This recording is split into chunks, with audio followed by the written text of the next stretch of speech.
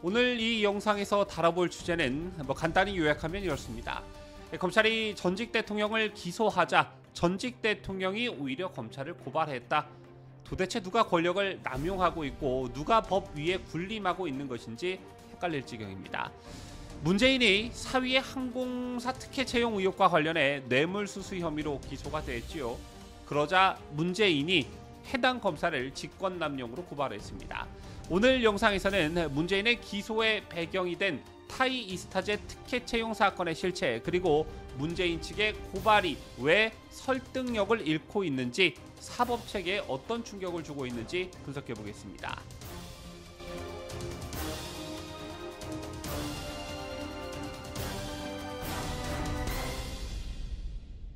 시청자 여러분 안녕하십니까? 뉴스데일리 베스트 민해커입니다.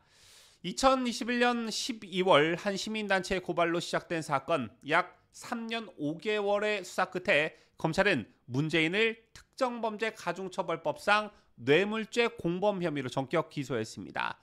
문재인의 사위였던 서모 씨는 항공업 경력이나 전문성이 없이 이상직 전 의원이 지배하는 타이 이스타젯 항공사의 상무급 임원으로 채용되었습니다. 당시 항공사는 수익이 전무했고 긴축 경영 중이라 신규 임용 채용 계획조차 없었다고 하는데요. 그럼에도 불구하고 서 씨는 약 1년 8개월 동안 급여와 주거비 명목으로 약 2억 1,700만 원을 받은 것으로 드러났습니다.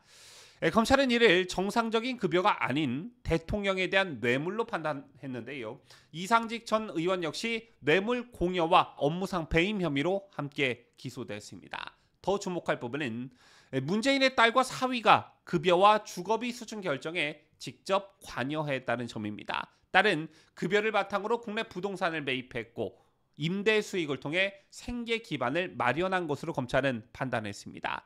자, 그런데 어처구니 없는 일이 발생했습니다.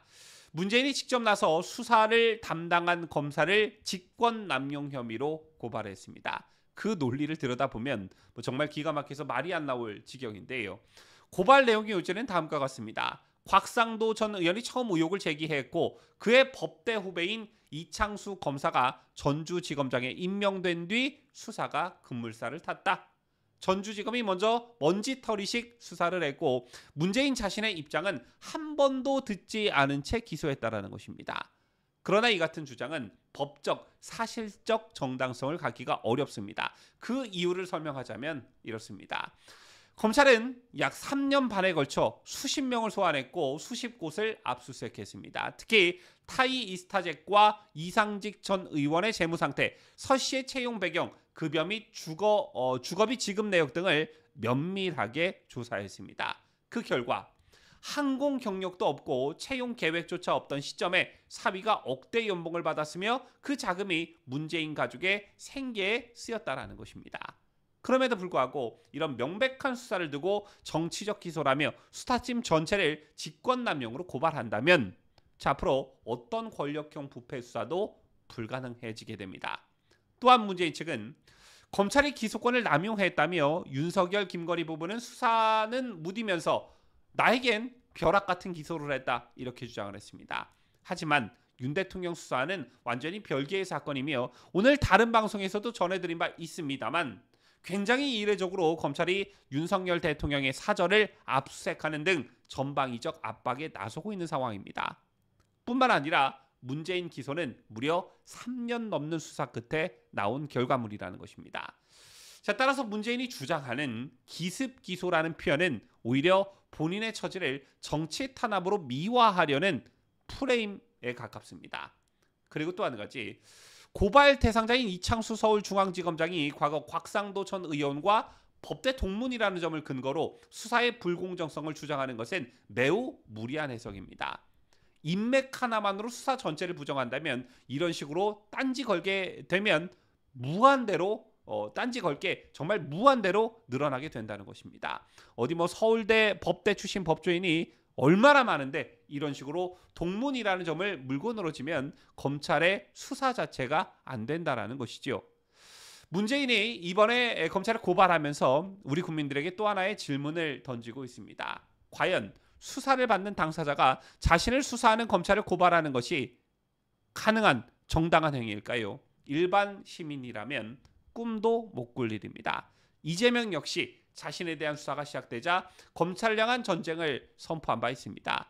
조국 역시 본인과 가족에 대한 수사가 진행되자 검찰의 의도를 의심하며 수사팀을 향해 맹공을 퍼부었습니다. 거의 검찰을 해체하자는 수준의 발악이었지요. 정치인들이 공권력의 수사 대상이 될 때마다 마치 매뉴얼처럼 등장하는 이 패턴, 바로 검찰의 수사는 부당하다, 정치적 기획이다, 검찰이 정치에 개입하고 있다, 검찰이 정치를 하고 있다 라는 프레임입니다. 그리고 그 다음 순서는 수사팀에 대한 고발이거나 헌법소원 제기거나 언론을 통한 여론전입니다. 자, 물론 수사 과정에서의 부당한 압박이나 위법 수사는 결코 용납돼서는 안 될 것입니다. 그러나 지금 이 사안의 핵심은 검찰이 수년간 확보한 물증과 정황을 바탕으로 전직 대통령을 기소했다라는 점이고, 그 사유는 사유의 부당체육과 수억 원의 금전적 수혜라는 경제적 이익입니다. 자, 그런데 이에 대해 문재인이 택한 방식이 검찰 수사에 대한 피고인으로서의 방어권이 아닌 검찰에 대한 고발이라는 점은 국민들이 보기에 납득하기 어렵다는 것이고 볼성사납기까지 하다는 것입니다. 자, 시청자 여러분, 수사를 받는 자가 수사기관을 압박하면서 검사를 고발하고 기소한 피의자가 수사팀 전체를 직권남용으로 몰아가는 이 풍경, 자, 이거 과연 이런 꼬라지가 법치라고 할 수 있겠습니까? 이 상황을 보면 우리는 되묻게 됩니다. 지금 대한민국에서 법은 누구를 위해 존재하는가? 법은 누구에게나 평등해야 합니다. 전직 대통령이든 현직 검사든 증거가 있다면 기소되고 죄가 있다면 처벌받아야 합니다.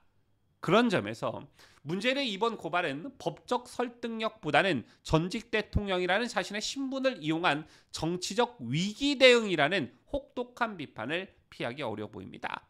검찰은 절대로 이런 정치적 압박에 휘둘리지 말고 법원에서 검찰의 수사가 정당했다는 것을 입증하면서 반드시 문재인을 깜빵에 쳐넣기를 바라겠습니다. 지금까지 저는 자유대한민국을 수호하는 뉴스데일리 베스트 민앵커였습니다.